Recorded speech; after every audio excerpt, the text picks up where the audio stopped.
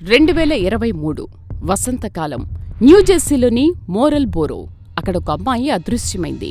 పొరుగువారికి ఆమె కేవలం ఒక పని మనిషి. ప్రభుత్వ రికార్డుల్లో ఆమె ఒక అదృశ్యమైన ఆత్మ. విమానాశ్రయాల్లో రికార్డులు లేవు, ఆస్పత్రిలో ఆనవాళ్లు లేవు. ఆమె ఏమైందో ఎవరికీ తెలియదు. కానీ ఒక కోటీశ్వరుడైన వ్యాపారవేత్త, ఒక పేరున్న డాక్టర్ నివసించే ఆ విలాసవంతమైన భవనంలో నర్సరీ గది మూలన ఒక నల్లటి కన్ను మెరుస్తూనే ఉంది. అది మోషన్ సెన్సార్ కెమెరా. ఆ ఇంట్లో అందరూ దాని గురించి మర్చిపోయారు, కానీ ఆ కెమెరా ఏదీ మర్చిపోలేదు. ప్రియా శర్మ వయస్సు 26 ఏళ్లు. ఆమె ఒక పారిపోయిన అమ్మాయి కాదు, ఒక మధ్యతరగతి కుటుంబ ఆశల యుద్ధంలో పోరాడుతున్న సైనికుడు. తన కూతురి అమెరికా కల కోసం ఆమె తండ్రి తన ఇంటిని తాకట్టు పెట్టాడు. 2023 వచ్చింది. ఆమె సమయం ముగుస్తోంది. 11 కంపెనీల నుండి తిరస్కరణలు. వీసా గడువుకు ఇంకా 53 రోజులే మిగిలి ఉన్నాయి. ఖాళీ చేతులతో తిరిగి వెళ్లడం అంటే తన తండ్రి తలదించుకునేలా చేయడమే. ఆ సమయంలోనే ఆమెకొక దారి కనిపించింది: సరోగసీ. రాజీవ్ ఆనంద్ ఒక విజయవంతమైన వ్యాపారవేత్త, మీరా ఒక డాక్టర్. వారికి అన్నీ ఉన్నాయి, ఒక్క బిడ్డ తప్ప. ప్రియాకు వారు ఒక ఆఫర్ ఇచ్చారు: మా బిడ్డను నీ గర్భంలో మోయి, నీ వీసా సమస్యని మేం పరిష్కరిస్తాం. అది కేవలం ఒక వ్యాపార ఒప్పందం అనుకుంది ప్రియా. కానీ శరీర ఒప్పందం పత్రాలు చదవదు కదా.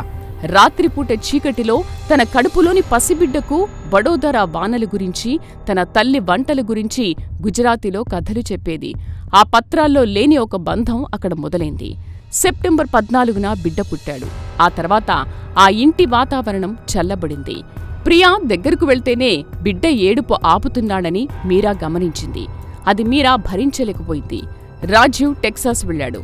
ఇంట్లో ప్రియా, మీరా మాత్రమే ఉన్నారు. నిశ్శబ్దమంటే సాధారణంగా ప్రశాంతత, కానీ ఆ మధ్యాహ్నం ఆ నిశ్శబ్దం ఒక నేరానికి సాక్ష్యం.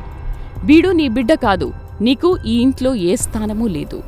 రాజీవ్ ఆస్టిన్ నుండి పోలీసులకు ఫోన్ చేయలేదు. తన కంపెనీ డ్రైవర్కు ఫోన్ చేశాడు. తెల్లవారేసరికి ప్రియా గది ఖాళీ అయిపోయింది. సూట్ కేసులు మాయం, ఫోన్ మాయం. ఆఖరికి ఆమె వాడిన వాక్యూమ్ క్లీనర్ కూడా యథాస్థానంలో ఉంది.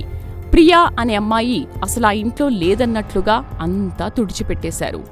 వారు అంతా పక్కాగా ప్లాన్ చేశారు, కానీ ఒక చిన్న తప్పు చేశారు. ప్రియా అమెరికా వదిలి వెళ్లలేదని డిటెక్టివ్ కోవాల్స్కీ కనిపెట్టింది. పోలీసులు ఆ ఇంటిని సోదా చేసినప్పుడు ఏమీ దొరకలేదు. ఆ నర్సరీ గదిలోని చిన్న కెమెరా తప్ప. ఆ క్లౌడ్ బ్యాకప్ ప్రతీది దాచిపెట్టింది. ఆ నెట్టేసిన శబ్దం, ఆ కుట్ర, ఆ మరణం. 2024లో మీరా ఆనంద్కు 25 ఏళ్లు. రాజీవ్కు 12 ఏళ్ల జైలు శిక్ష పడింది. వారు అంతలా కోరుకున్న ఆ బిడ్డ ఇప్పుడు అనాథాశ్రమంలో ఉన్నాడు. ప్రియా తల్లి వడోదరా నుండి అమెరికాకొచ్చింది. తన కూతురి శవాన్ని తీసుకెళ్లడానికి కాదు, ఆమెకు జరిగిన న్యాయాన్ని చూడ్డానికి. ఆ డబ్బుతో అప్పు తీరింది. కాని వడోదరాలోని ఆ ఇల్లిప్పుడు ప్రియా జ్ఞాపకాలతో శ్మశానంలా మిగిలిపోయింది.